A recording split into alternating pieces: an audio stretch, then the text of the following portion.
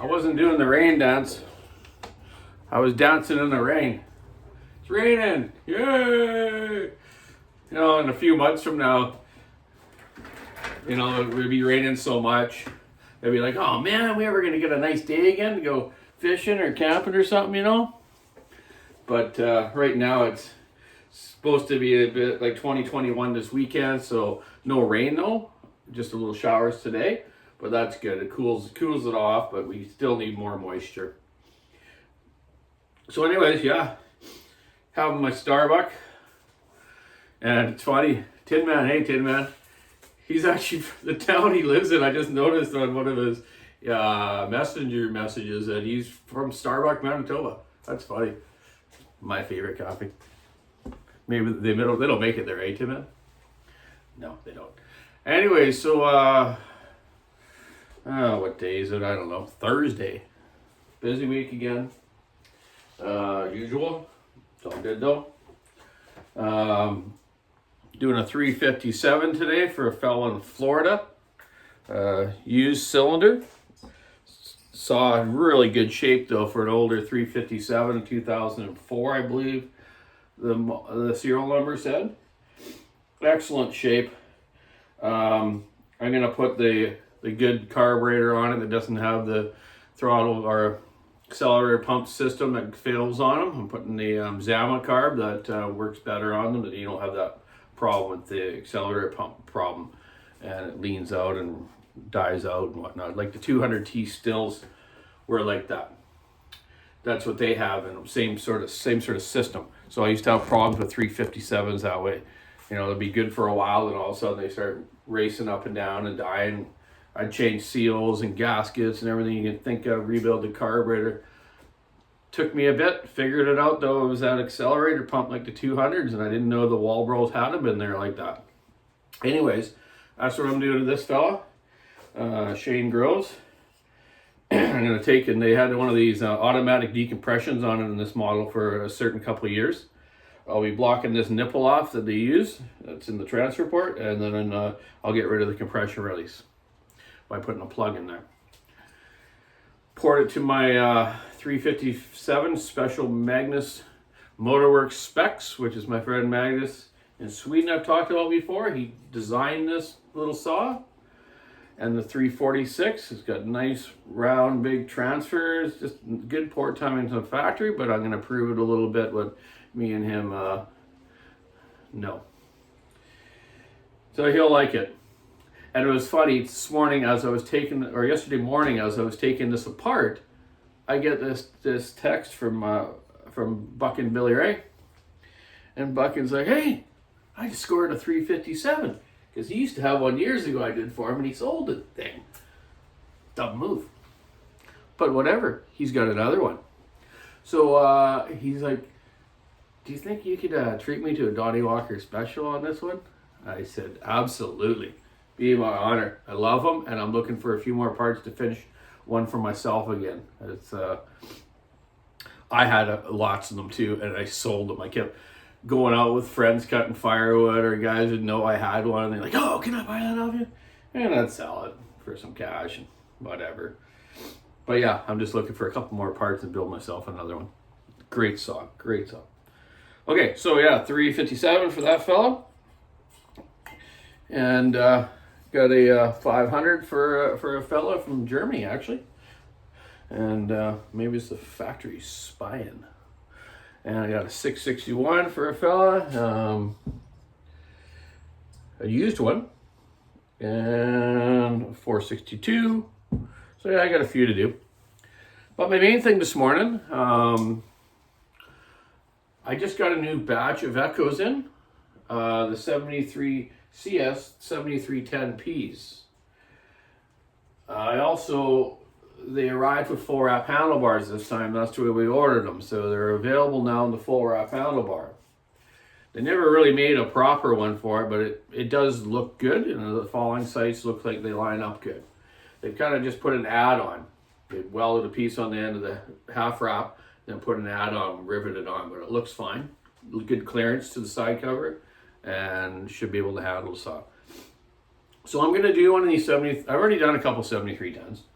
But I'm gonna do this one up, and I'm gonna get it out to a logger. Now that we have the full wrap handlebars, and I just got some dogs from the West Coast Saw guys. They've already on the ball, which is good. Which now I need to talk to them about the new 592s that are coming to 585s, about getting some dogs made for them. Of course, they're different than the 372 or the 572 or the 390. So I'll try to get ahead of that too. So I'm gonna have to give him an email, get Johnny to give him an email.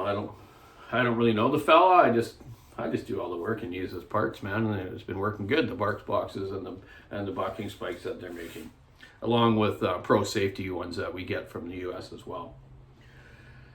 So yeah, I'm just retiming this new one, just in case they've changed a little bit. You never know. So I already know what the numbers were before, but I'm just gonna recheck it again.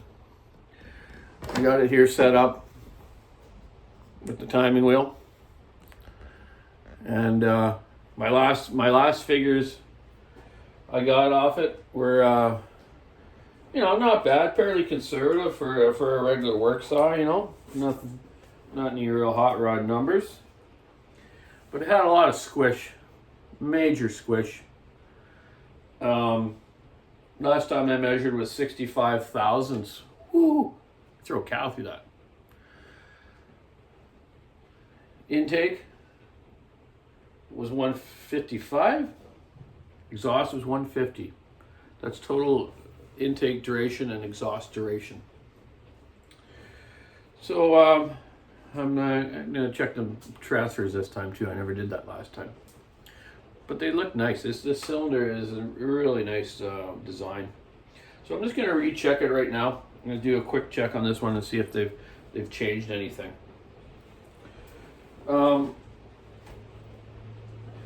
Yeah, my biggest thing is to get this out with a logger. They run them pretty hard and in bigger wood and whatnot. I'm gonna run a 32-inch bar on this. I don't know if it'll be a lightweight or not. We'll see what I can put on it. It looks like it's like a Husqvarna mount on the studs, so should be no problem. I'll put a 32 maybe Samura on this, or put an adapter on and put the Stihl on. Okay, there's 0 on our intake. And I'm gonna go the other way around. I don't like to have to add up. Let's get this back to 0. Intake just cracking. You've all seen me do this before, so you kind of know the procedure. Carburetor is not huge on this thing, but see how it goes. I like the design of the saw. It's got a nice air filter, nice cartridge to it. I don't have it here. I got all the parts at the other shop. I just brought the motor here just to do this. Okay, there was 0. It's got a huge intake, like the entrance of it. I'll show you in a sec when I take it off. Rotating it around now till it closes again. Ignition, I believe, has got a bit of a speed limit. I can't remember the RPM setting, but we'll see what we can do there. Okay, right at 155 again, just like I measured last time. Now let's check our exhaust. And I actually checked the switch before it came on here a second ago, and it was the same, 65 thou. Okay, exhaust.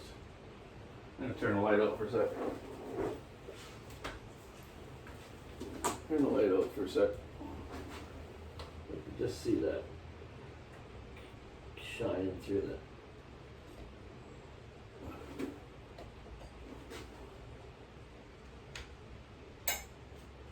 There we go. Just cracking there now. And let's get it on to 180 or 0.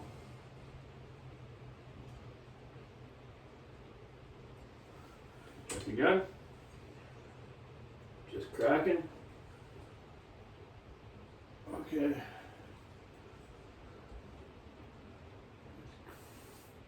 Fully open. Fully closed.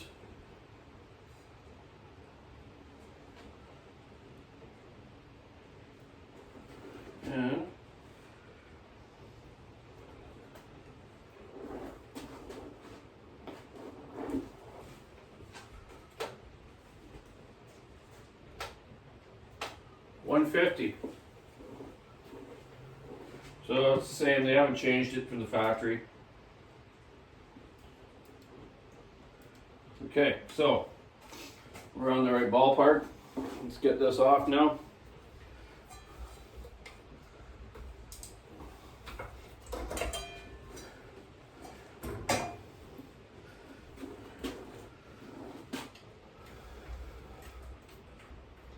Yeah, so let's see how this stands up. We'll see how the mount system works, the oiler system. The clutch itself isn't a huge beefy clutch, but actually, you know, the shoes are nice and thick. They got nice big springs. Similar springs to like, geez, like an 088 or something. Okay. They're pretty big. Good size, good beef in the clutch. Clutch drum itself's nice and thick, not like those cheap Stihl ones I've been showing you. Okay, let's pull this cylinder off, and I want to show you inside how nice and clean it is. It's a nice design. Yep. Okay, where's my torque wrench?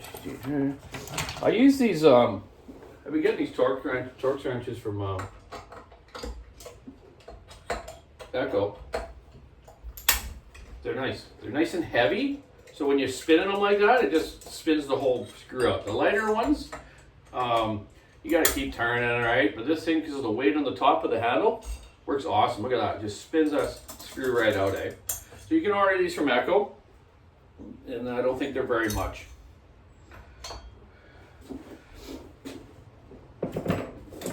I also use their Echo 5 and 6 mil T-wrenches too, like these ones. These are Weehaw, but I like the Echo ones. They're beefier and they haven't stripped any ends yet. So there's the inside of the Echo cylinder. Nice transfers. 6 transfers in it, 3 on each side. If you look at this thing, the exhaust and the intake, they look the same, eh? It's pretty easy to put it on backwards. You just gotta make sure the plug faces the right way. Your charge will be a little off. So anyways, you can take the caps off the side on these. I think I showed you before. Another fellow I've seen on YouTube was taking them off and kind of changing them around, but sometimes transfer ports, people wreck. I'm going to study this one pretty good. I'm going to take these off and I'm going to measure these transfers. I want to make this a good work saw. The combustion chamber looks good. It doesn't have a huge, big, open pocket.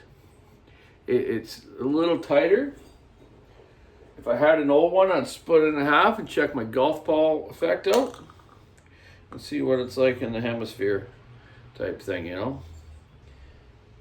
But it looks nice. It's got a nice squish band to it. And I think I'm going to get rid of the compression release out of this. I'll be putting a plug in this one. I got to come up with a grommet for the top cover so then the air doesn't blow on the guy's hand. But I'll come up with something, even a piece of leather shoe gooped in there or something. So yeah, this is a nice saw. 2 rings. They're not too thick. Good sized bearings in the bottom end. They look like they got like 6203s in it. Maybe I haven't taken it apart. Maybe 6202s. Big flywheel, big fins on it for cooling, because there's not real huge amounts in the cylinder, but I'm sure it'll be fine. I'll get this ported out. The big dogs put on it. I have the floor wraps at the shop, and get this out testing it. I told Buck and we might come out and try it for an afternoon before I get it out to the bush where it's going to get worked hard. And we'll see how the oiler capacity is with the 32 inch. It is adjustable. And we'll see how the mounts stand up, how smooth it is. All the regular stuff. It's got a regular choke, a regular switch. No EPA stratified porting like I just showed you, or nothing like that. So, I think it'll be okay. Echo's not dumb. They're making stuff a long time. If you do your research, man, Echo's been the inventor of a lot of stuff. Check out their website and look at the history of their stuff. It's quite unique. Like the first backpack blower and first brush cutter, stuff like that, man. They've been in business a long time. And you know, Japanese stuff is good. Look like Mr. Honda. I was watching a program the other night about, you know, great cars of the world, you know, like Mr. Honda started working, you know, they had gas rations after the war or whatever, so he couldn't, he had to like make turpentine and something else to make gas to run his first bicycle engines that he started with, right? That was his first start, Mr. Honda, was bicycle engines. Like the ones you buy now and you put in your frame, you know, little Chinese ones, little 50cc, and you can do them up to 82. Yeah, so that's how he started. Pretty cool, eh? First, he actually started making piston rings for Toyota, but Toyota turned him down because they failed. Anyways, watch that program. It's pretty good. Okay, off topic, sorry. You know me, get going. Must have had too much of that Starbucks Americano today instead of the regular Pike, or whatever you call it. So yeah, I don't know who I'm going to give this to. I'm going to talk to Johnny about it and see who we can, who's working local. Unfortunately, not a lot of working because of the heat, but there is a few guys doing some small jobs in areas that it's not shut down with extreme conditions. So we'll see how that goes. I better get at it. Like I showed you, I had lots to do here. Get these this little 357 done and these other ones, and I'm going to come back tomorrow and I'll measure these transfer ports on this, and I'm gonna have to, I think, get the cylinder. I'm gonna have to go use the lathe and turn the cylinder down the gasket. That's right, I was gonna show you that. It's not very thick. Here, let's just take a chunk of it off because I ain't gonna use it. There we go. Ripped her off. Okay. Let's see our gasket.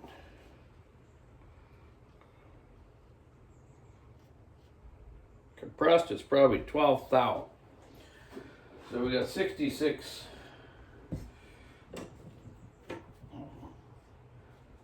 Wow. Or it's gonna give me 54 thou squish if I leave the gasket up.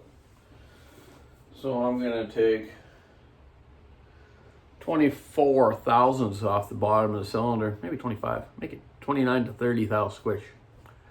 I think that's conservative, especially what I can tell you about the carbon buildup we get here with some situations. So anyways, that's it for today. I better get grinding, make some noise, enjoy the rain as it's splashing against the window out there. So keep your saw in the wood, have a great weekend, and we'll see you probably tomorrow. You never know. Okay.